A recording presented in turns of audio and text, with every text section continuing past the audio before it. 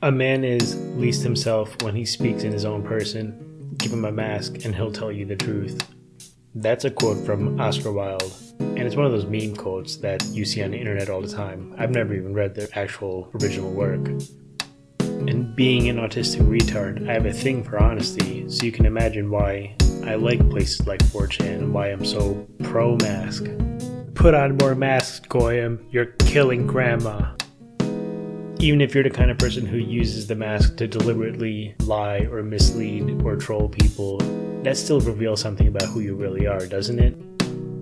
I really want to know what you're like when no one's watching, when no one can see you, when there are no consequences for your actual self.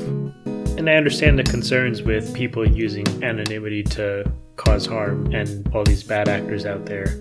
But it also seems a little hollow because a lot of you out there are bad actors while still using your name.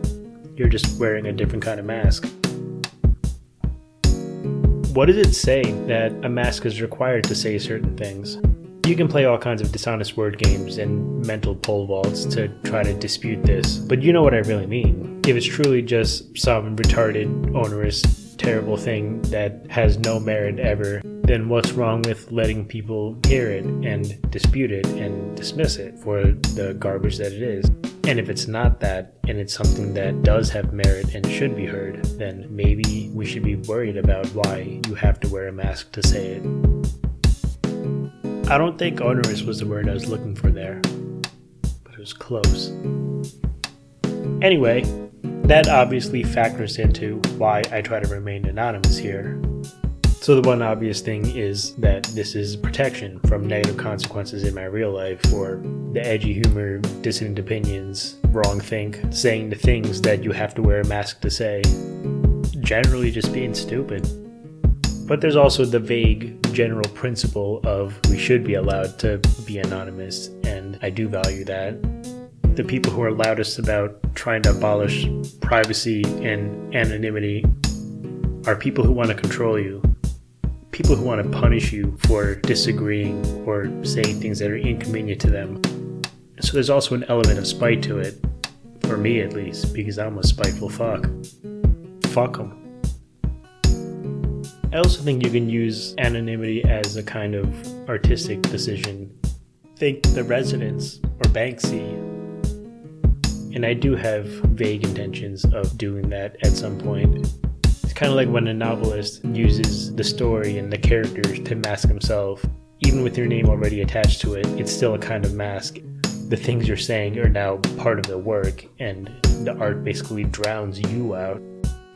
But I do have some friends who know who I am and that I have this podcast, and every decision I make now early on is a constraint in the future, so I fuck up time and time again, and I do have a little bit of regret that I told my friends, even though my entire audience is my friends. Because there are some things that I hesitate to talk about, even in this semi-anonymous space, because there are people, a handful of them, who can connect these words to my identity, and there's some things that I don't know if I want connected.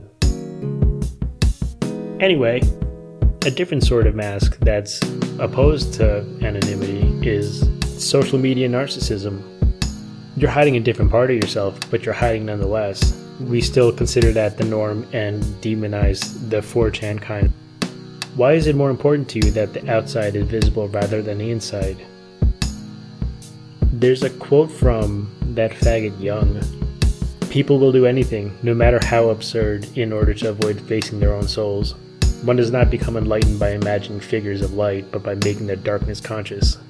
So we play this game where the mask is under the skin and we show them our outsides and our identities, and we tie it all together, but completely lying about who we are, and we vilify the people who'd rather invert that and wear the mask, hide their identities, and show who they really are inside.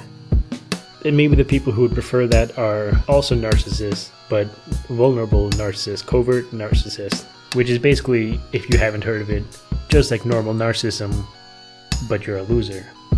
Which, if you think about it, is basically the 4chan user base.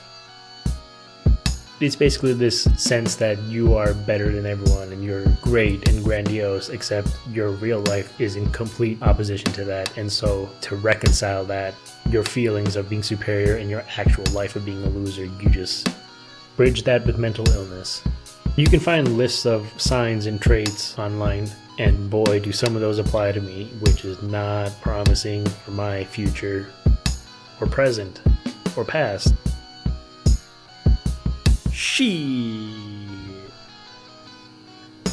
Anyway, you think about these types of people, the covert narcissists who are so steroided in their evaluations of themselves in spite of the reality of the situation, and you think about how losers believe conspiracy theories, or losers blame conspiracy theories. Because imagine all the people who, in their interior monologue, if they were self-aware enough to really place this into actual words, blunt, honest words with themselves, it'd come out to something like, I'm not winning as much as I think I deserve, and it's not my fault I'm a loser, it's... and then you fill in who you're gonna blame. And that could be Jews, immigrants, Mexicans, the blacks, the whites, women, men. If your whole ideology is based on some group of people conspiring to keep you down and that's why you have an excuse to be a loser, maybe you really need to think about that and take a look at your thoughts on that topic. And with that list I made of the different groups you might blame, and inversely the group you're in that would blame that other group, I didn't misspeak and you didn't mishear me. I consider those all the same. Enjoy being mad about that. That said, I think we do need to have compassion for the losers. There's a line from Thus Spoke Zarathustra. I don't know if I pronounced that right. It's Nietzsche. Everything small is innocent of its smallness. I think that's usually true. Like if you're a scrawny weakling or a big fat dough elemental, there's a good chance that's your own fault. You did that to yourself. But if you run into someone stupid and you're getting frustrated in dealing with that person, you should try to remember that 99.9% of those people did not at some point in their lives make some dumb decision that forced them to headbutt a sidewalk. So it's not their fault they're dumb. I try to remember that because I am a relatively smart person and also deeply imperfect, so I do often get frustrated dealing with people I perceive as dumb, and I often don't give them the benefit of the doubt that I should. But every now and then something pops up in my head and reminds me that I should be kind because it's not their fault. They're not doing it on purpose to annoy me. And I also remind myself that I've interacted with people who were so much smarter than me that I was basically retarded compared to them. It's a really frustrating experience to just not understand what someone's telling you. Someone's trying to explain something to you and you just don't understand it, and then you can see them getting frustrated with you and it just makes you feel worse and you start panicking, get anxious, and get even less able to understand. And I still do it to other people from the smart boy position. And every now and then, not often enough, I remind myself to stop being an asshole. They're not being retarded on purpose. Most likely. They better not be. And understand that when I'm talking about this, I'm talking about a specific kind of dumb.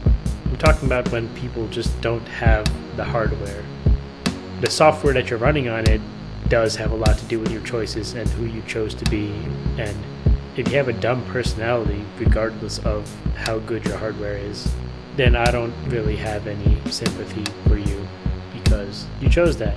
Even if, it's your parents to blame, it is ultimately your responsibility to better yourself. And that's how I know that I'm a dumb personality. Shh. Don't tell anyone. Anyway, a while ago, back when I still used Facebook, a bunch of people I don't know got into a stupid slap fight. I promise this eventually becomes kind of relevant beyond just cyberbullying and me being not a good person. This sad incel dude walked into a feminist circle jerk and said, "What about men?" And in the context, he wasn't wrong, but sometimes you have to ask yourself, what am I hoping to accomplish by saying this? Anyway, I got in kind of late, and it was this one guy versus like 10 people, and they were all making fun of him and arguing. And he really flew off the handle when someone called him a bird brain, which is hilarious. Just at that. The story could end there and it'd still be kind of funny. But it goes beyond that, because some of the people who were fighting with him were artists, and they started drawing these shitty MS Paint caricatures of him, and it was really just driving him up the wall. That's why a friend showed me this thread, because he knows I love drawing MS Paint caricatures of people. So I threw my hat in the ring, I made one, and I'm kind of tooting my own horn here, but I'm a very good cyberbully, so it seemed to me like my drawing really struck a nerve with him, to the point where he gave me his address to come fight him. And at this point I realized that this kid was probably actually mentally ill and we should stop messing with him. So I kind of backed off, but I kept watching just to see what happened. And at one point, he started talking about how much money he makes, down to giving us like an exact hourly wage and talking about his overtime. And it was a decent wage, I'll give him that. I know some of the people in that argument on the other side made a lot more than him, and maybe he would kill himself if he saw their pay stubs, but it was pretty good. He was doing really well for someone who didn't go to college and was kind of retarded. But the way he was bringing it up, it was kind of like, you're all losers and you could never make as much as me and I'm winning. And it was interesting that he did that, because when you're in some stupid internet argument and it's 1 versus 10 people, you're not going to win, because it's never really about who's right, it's just power. And 10 has a lot more power than 1. You'd have to be some kind of Superman of owning the libs to win that one. So he turned into a status game. You can't lose the fight if you change the game into one where you automatically win because you make more money than anyone else there. And that's how it becomes relevant, because I want to talk about the status game. But I don't want to start off just entirely throwing this poor retard under the bus.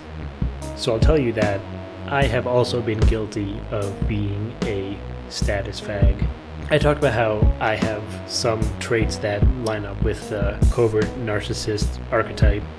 But one that definitely does not apply to me is being bad at taking criticism. I think I'm very good at taking criticism, even if it hurts, because I am a narcissist. I control my Neanderthal response instincts and just try to take it and try to think about whether it's right or wrong, and even if I think it's wrong, just looking out for it in my behavior and seeing if I can improve myself, so in the long run I can be better than you. And I do think sometimes people take advantage of that, because it's really nice to have a punching bag where you can vent and just attack someone with the comforting knowledge that they won't get angry and insult you back. So I got a criticism. It seemed like it was kind of coming from that punching bag place, but I also thought it was kind of valid, so I still took it, a little resentfully, because I'm just human, fuck you. But the criticism was that I'd been making a lot of comments recently disparaging people's salaries. Something that might be in the form of, this guy makes X $1,000s a year and suddenly he thinks he's better than everybody on the top of the world. And if we're being real, for certain values of X, that is valid mockery and accurate. And for some it's not, and to even take that stance and try to make that statement, someone else who does better than you could just say the exact same thing back. And while part of me believes that when I said those things I was more trying to attack that attitude, there must be a part of me that wants to play the status game, because I have a decent job now, and so this guy is lesser than me. So there, I'm not a good person either. I'm also a poor internet Facebook retard who had a really funny meme drawing made of me that made me lose my mind. And it may sound like I'm super proud of this meme drawing I made of this guy, and I am. Not so much because I bullied this kid, but because I just thought it was really funny, and I did a real good job with it. I shouldn't be proud of it, but I am. I'm not a good person, and neither are you. Shut up. Anyway, status games. If we're ranking people from best to worst, where do you fall? You're at the top, you're at the bottom, somewhere in the middle, not in the game at all. Where do you think you are? And if you don't know where you are, you probably belong right at the top alongside me, because if you're listening to this, we know you are a top tier kind of person, right? We all need to feel valuable somehow, or valued. I need to prove to myself, and maybe others, that I have a right to exist. I think it's realized pretty early in life by most guys and, frankly, the uglier girls, that you don't actually have any value. Not inherently. You have to define yourself as valuable. You have to build yourself into something that has value. And it's really hard to define that for yourself without setting some point of comparison with other people. And if we all do that, then we start ordering ourselves into a hierarchy, ranking from best to worst. Sociology 101. Because even if you're not directly comparing IQs or whatever the fuck you care about, at the most basic level, we determine value based on the opinions of the people around us. It's all a consensus of lies. Like most people, when they're looking for a romantic partner, they wouldn't admit it most of the time unless they're especially stupid or especially self-aware and honest. But they just want someone hot, usually, and they always want someone high status, which is just someone that's desired by a lot of people. So you could say that feeling valuable just means being admired by a lot of people. And this kind of makes me think of a side note. Very brief detour. A lot of the loser incel community, and there's a lot of those on 4chan and places like that. These incels have no sense of self-worth and they don't value themselves and they hate themselves because no one admires them, no one else values them. Some people say you teach the world how to treat you, but just as much or even more so, maybe depending on who you are as a person, the world teaches you how to treat yourself. So, ironically, these losers need to be loved more than anyone, and they're also the least likely to be loved and the least lovable and the least deserving of love. Sucks to suck, man. Anyway, status game. Consciously, I try not to play it. I find it tedious. I don't like seeing other people play it. I try to just check out of it altogether and ignore it. And much more often than I like or would care to admit, I find myself unconsciously playing it and trying to be the high status guy. Like when I make comments making fun of someone's salary. So you gotta wonder if you could control your stupid impulses like I cannot do. Is it possible to not play at all? If you don't want to play this game, it seems like there are two, if any at all, ways out of it. Either the top or the bottom. And the top is pretty obvious. You just won the status game so hard that you become untouchable. Like in one aspect of the status game, you'd call it fuck you money. And the bottom would just be ignoring it, not playing at all. You just drop out of it.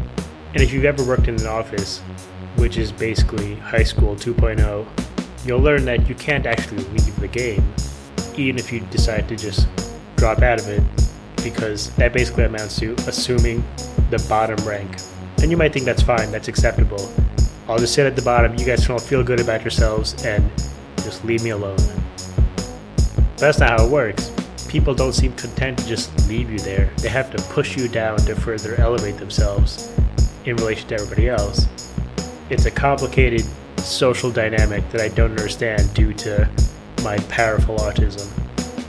You guys, being the top tier chads that you are, probably didn't even go to school, and if you did, you were too chat to actually notice this, but you see this with people trying to elevate their own status by bullying the kid who's already such a fucking loser and so miserable.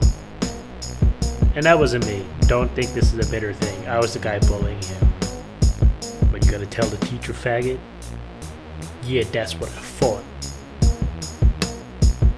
But that was a long time ago. As an adult, I'm the ultimate beta, so I know how all of this works from the bottom rung of the totem pole.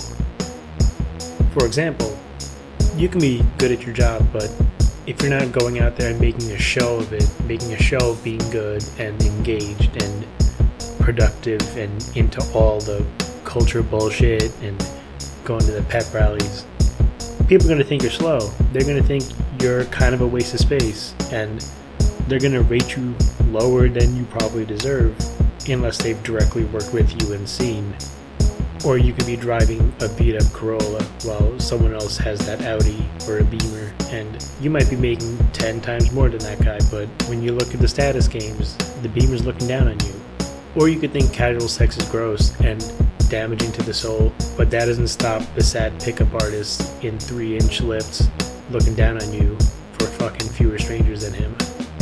Unless by body count they were actually talking about murders, in which case I'm winning and you motherfuckers need to sit down and listen.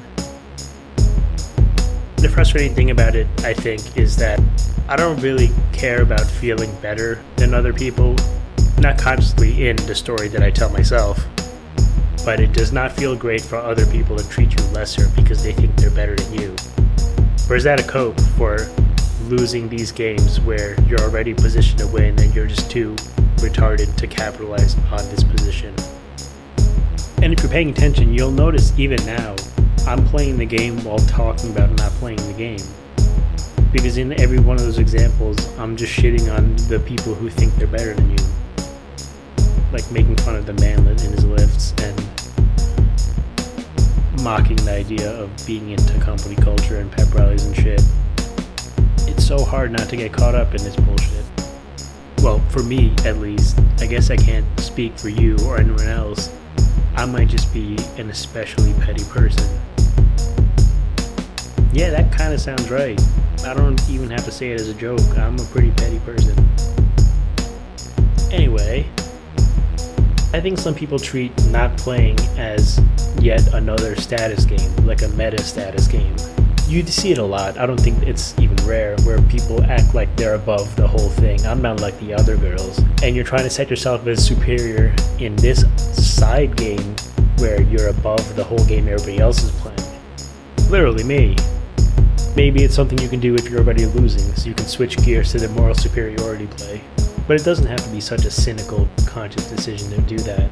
I've known some really good people who kind of struck me as doormats, and I always felt a little bad about that, especially when I accidentally took advantage of them through just being kind of lazy or not paying attention. And then I learned that they're really just dave out in their faiths and follow the virtues and try to be good people.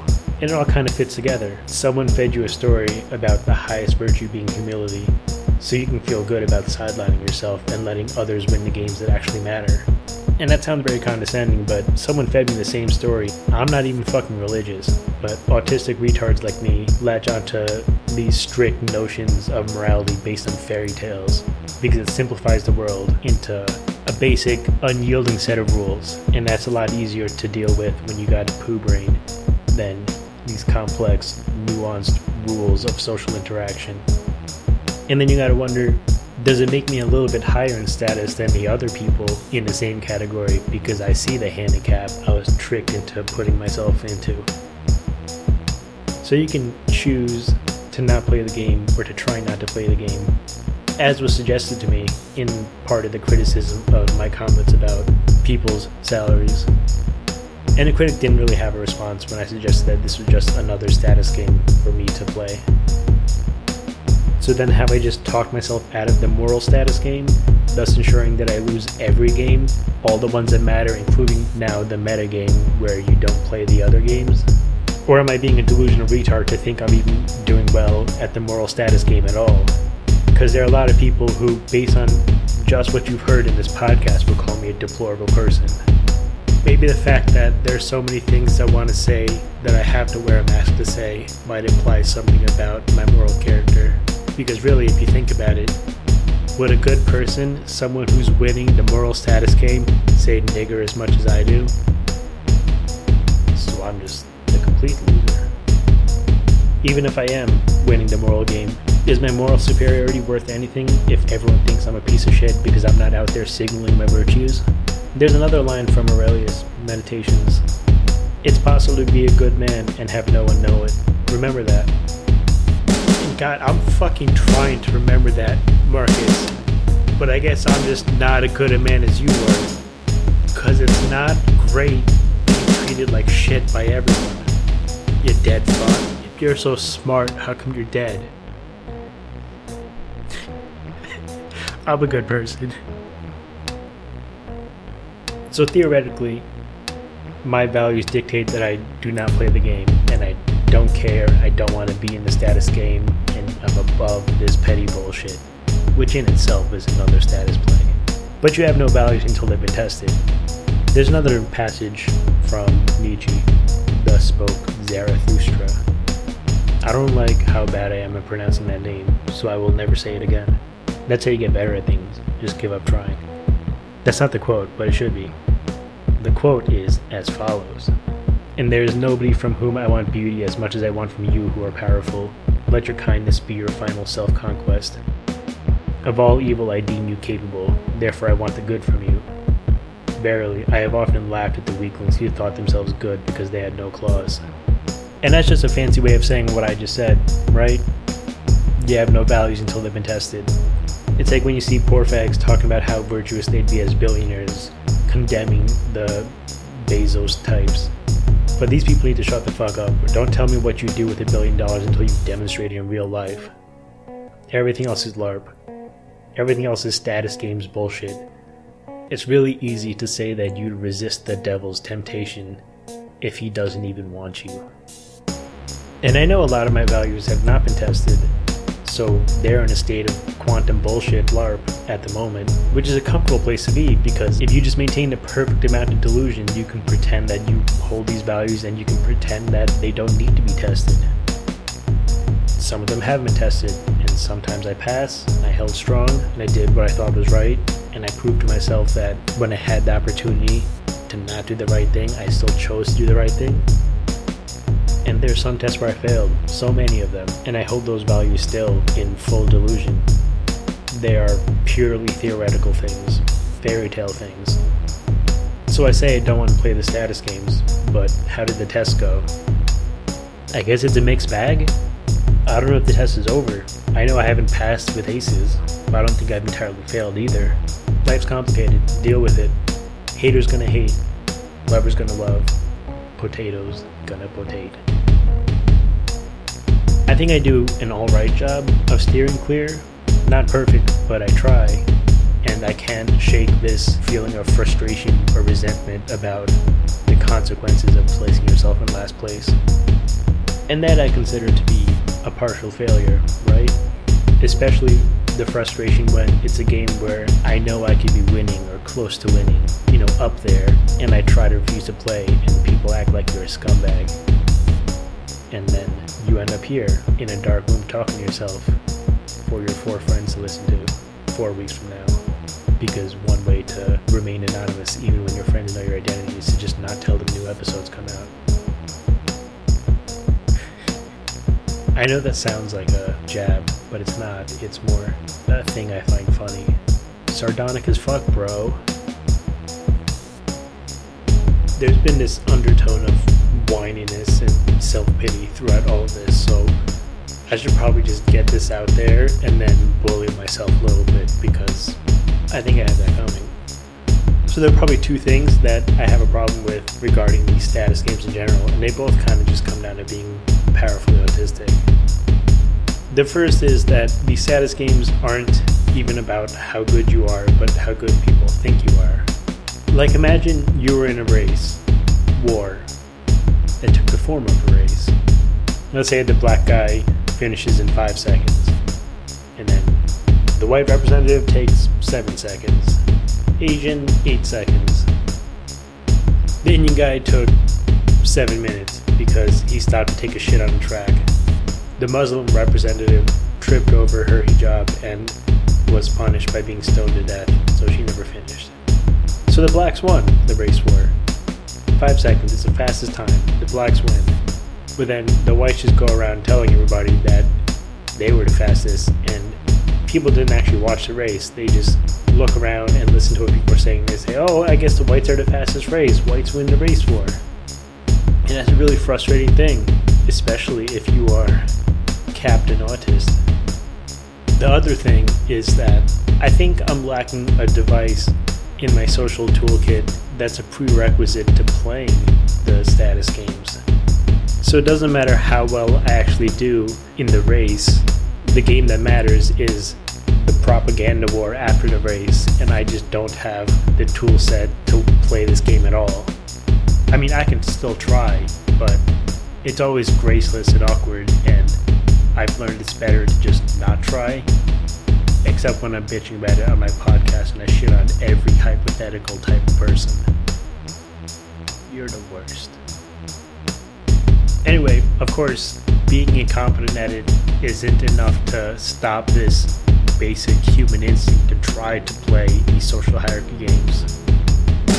So when I'm losing, obviously I'm at the bottom, and the toxic cunts in my life won't let me forget that I'm losing. And if I'm winning, they'll flip it so that now I'm a smug asshole and I'm showing off and rubbing in the people's faces that I'm winning. When I'm barely trying to do any of this, I don't have the tools to do any of this. Maybe these toxic cunts just want to make sure that I can't feel good about myself, and maybe these toxic cunts includes me, but not just me. I think you should be wary of people in your life. Sorry, I should have said some people. Left alone, that's a really retarded thing to advise people. I mean, kind of not. You should be wary of everyone, but that's not a very feel-good thing to tell people, right? You know what? Be wary of everyone, but not in a way where you're a shithead about it and you push people away the way I do, because clearly you don't want to end up like me. It's really hard being better than everyone else, believe me. Anyway, if you can't define value for yourself without using some comparison to other people, and I don't believe anyone can. I'm sure there's different levels of it. Some people are largely define their value to themselves, and there's a little bit of comparison, and some people it's purely just status games. I think I'm closer to the clearly good one, but self-awareness is hard. But if you're trying to draw this comparison and define a value for yourself, you're going to look at the people closest to you. So look out for people giving you advice that inherently lowers your value, because they might just be trying to increase their own value, and they probably don't even realize that they're telling you, oh, you're not worth this. I think one trick you could use is think about if you were applying for a job, or if you were talking about asking someone out, and look at who encourages you and tells you you got this and you can fucking do anything and you're gonna kill it, and who tells you, oh, you should be careful, don't overreach. Do you really think you qualify for that? Do you think that's in your league? That doesn't necessarily make someone a bad friend. Certainly a worse friend. But it's something to pay attention to, because sometimes people will try to lower your value without realizing they're doing it because they're so desperate to increase their own value. And sometimes you do it to yourself. I don't have an excuse for that. You must just hate yourself, or maybe you're retarded or religious and someone tricked you into doing it because they told you this is what a good person does. Because you go around and you try to be a good person, you try to do everything right, and everyone just treats you like shit. They treat you like a doormat because that's what you made yourself. I'd love to get into the heads of these really good religious men I know, just to see if they have those doubts, those feelings of frustration that they suppress because they know that a good man wouldn't care. And I'd like to think I'm a good man, although I failed too many tests, I think, to really claim that. So the second best would be a bad man, but I passed too many tests to be that. And so you have to accept that you're just ordinary.